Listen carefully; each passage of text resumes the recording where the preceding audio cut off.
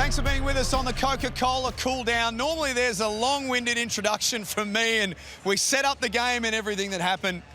Derek Rucker, I am speechless. We have just witnessed one of the greatest moments in the history of the Hungry Jacks NBL. You tell no lie there, Jack. I'm sorry. I'm obviously very scrambled. It was such an emotional moment and one of the biggest moments, as you said, in NBL history. Jack McVey gets that ball with about 6 seconds on the clock off of an unnecessary save from Milton Doyle. Yeah. I was actually shocked that Doyle didn't allow the ball to go out of bounds. Instead, he saves it. McVey, with not a lot of urgency, pushes the ball up the court and then decides to pull up from about 42, 43 feet and drains a 3-ball to walk off out of here and give Tasmania a 2-1 lead in this 5-game series. And it was just a devastatingly astonishing moment as a spectator, as a commentator, and one that probably has ripped the guts out of Melbourne United.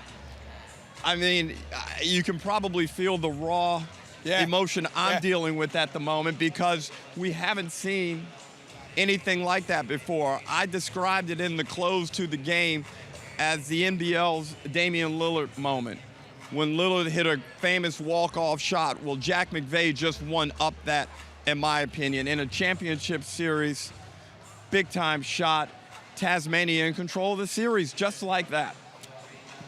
I didn't even think he was going to be the one to take the final shot. I mean, Milton Doyle, as you mentioned, he was the man that kept the ball in play, so he was a little bit late to arrive at the offensive end, but my eyes, I must admit, calling the game were on Milton Doyle because I thought he would be the man. But, I mean, this Jack McVey story here, Ruck, let's just take a moment to talk about this. It gets better and better and better. A guy who spent some time at Adelaide, went to Tasmania for a fresh start. Scott Roth said, you'll be a major part of this franchise if you're willing to play the 4-man role. All-NBL second team this year. Wasn't far away from All-NBL first team, it's got to be said. And now he may very nearly have had one of the greatest moments in the league's history, but it might be the moment that wins Tasmania the championship. Especially given the scrutiny he had to endure this week. Yep. After game 1, when Luke Travers absolutely locked him down. And in game 2, he started to find his way a little bit as Tasmania were able to get away with the victory down in Hobart. But in this game, you could see his energy level and his confidence and his belief in himself grow. Yep. And then now that he's had this big shining moment, we know he has the talent, we know he has the work ethic, he has all those intangibles in his favor. Is this a moment now where he becomes a force in this season for the balance of this series and carries it on for seasons to come? Because he's a tremendous basketball player. Hard not to be swept up in the emotion, and we've got no skin in the game other than we just want close games. You might see over our shoulder here, there's about 500 Tasmanian supporters who made the trip down, and I'm told flights were through the roof in terms of cost to be here today, given the nature of, I guess, travel at the moment. They were here, they witnessed something special. They've got the chance now to close it out on their home floor on Thursday. They do, and, you know, we do this show 10 minutes after the game finishes. There's no time for us to debrief and decompress emotionally. So what you're seeing is really what I'm going through at the moment, and it is tough to try and analyze this game because it's a rare occurrence what we just felt and what we just experienced. So I can only imagine the elation and the unbridled joy that those Jack Jumpers fans right there must be feeling. When you talk about love, when you talk about feeling something deep in your bones, in your soul, this is what it's about right here. This is the beauty of sport. And these Jack Jumpers families and fans and corporate sponsors and kids, they've got a moment that is never going to leave them, irrespective of what happens throughout the balance of this series. Now, Jack, if they go in game 4 and win a championship on their home floor, oh my goodness, we may not get out of there. This is going to be one of the great victories in Australian sporting history. I know people say I exaggerate all the time. No, you just don't like my honesty. I'm telling the truth. If Tasmania win this title after decades of struggles with the Hobart franchise, the predecessor to the now Tasmania Jack Jumpers, it will be just an incredible accomplishment. And I don't know how a franchise, an expansion franchise, has been able to mount this level of success this quickly. So they've got a moment. Jack McVey's the moment. Yeah. Majuk Deng may be the story. Marcus Lee gets injured in the third quarter, hurts his knee, takes no further part in the game, and looks as though he may take no further part in the series. Will Magno didn't have a great game, hasn't had a great series by his lofty standards. Scott Roth turns to Majuk Deng, who was out from round 12 until the start of the play-in tournament with an ankle injury. Of all of the people he could have turned to, he turns to Majuk Deng. He has 15 points, and while we may not have had the moment, had it have not been for the story. Correct. And I'm going to go back to game 2, where I think it started with Kruzlovic, when he was injected into the game instead of Lee or Magne, and he changed that game subtly. But in this game, they gave Kruzlovic a go early. He did okay. Yeah. But then they came with a guy who has more offensive potency in Majuk Deng. Yep. And he made Melbourne United pay a serious price. He hit his first 4 shots. I think he finished 5 of 6 in that fourth quarter. 15 points, a huge tip in.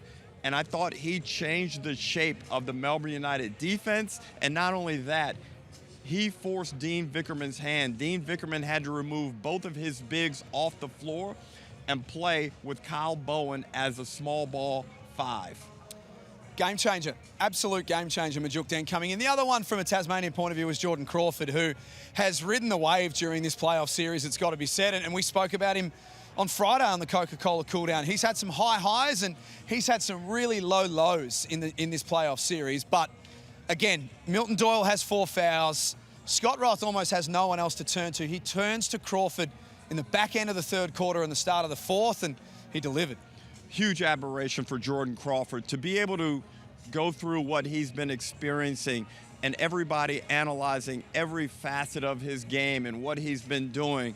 For him to still come out with the confidence and the self-esteem to try and make plays repeatedly and not let recent history affect his belief in who he is as a basketball player. He made key plays in the fourth period as well, and he was a significant part of just running the offense, probing, knocking down a shot here and there, but getting the ball to the guys who were really cooking. So great job to Jordan Crawford and Scott Roth for not totally giving up on him when it could have been very easy to go in another direction. For Melbourne United, Matthew Dellavedova was outstanding. 21 points, 8 assists. He looked like he had the team on his back in that fourth quarter, and you can be guaranteed, as you say, Ruck, we're only about 10 minutes after the final buzzer. He'll be sitting in that change room seething right now because they had that game and they got that far because of him. He hits a big three to put them up 2. Melbourne United then don't get a stop on the other end, and then yet he comes down and gets another layup to give them the lead. So he played really well, but he is going to be so disappointed with himself for that final turnover. But we've seen them struggle in these situations in the playoffs where they're not able to get the ball in cleanly, or they look careless and sloppy with it, and they paid the ultimate price right here in Game 3. So we turn our attention to Game 4, Easter Thursday, My State Bank Arena in Tasmania.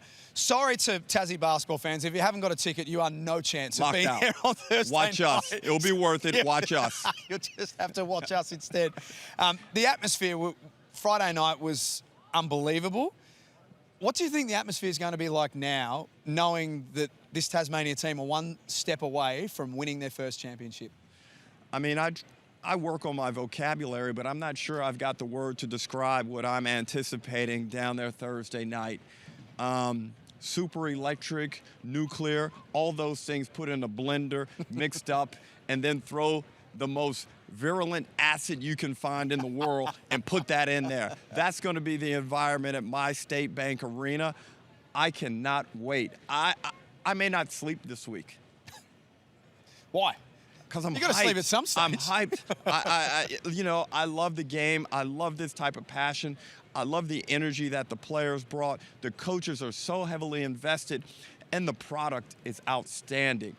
I don't know what more you can ask from a sporting event, and we're just so fortunate we get to commentate and analyze the game. A word on Melbourne before we finish. Yeah. I mean, that is an absolute heartbreaker. There's no doubt about that. How do they pick themselves up off the canvas from here? You're really looking at the positives. There's no sense in harping on the negatives. That's not going to bring you the response that I think is needed. Yep. They went down, they controlled that game in Tasmania on Friday night for 2.5 quarters. Okay, instead of 2.5 quarters, we got to do it for 3 and hope that's going to be enough to get us back here. They just got to get to a game 5. That's your single focus. Nothing else matters in your life right now. I need everything focused around getting back here to John Cain Arena next Sunday. Game 4 is Thursday night at MyState Bank Arena, and as Ruck said, if required, and hopefully it is, Game 5, Easter Sunday here at John Cain Arena. What do we go and do after a game like this? What do we do now? I don't know. I mean, I'm crazy enough. I'm probably going to go back and watch the game again. I reckon I'll probably do the same. Thanks for being with us on the Coca-Cola Cool Down. We will see you after Game 4, maybe for the last time at MyState Bank Arena.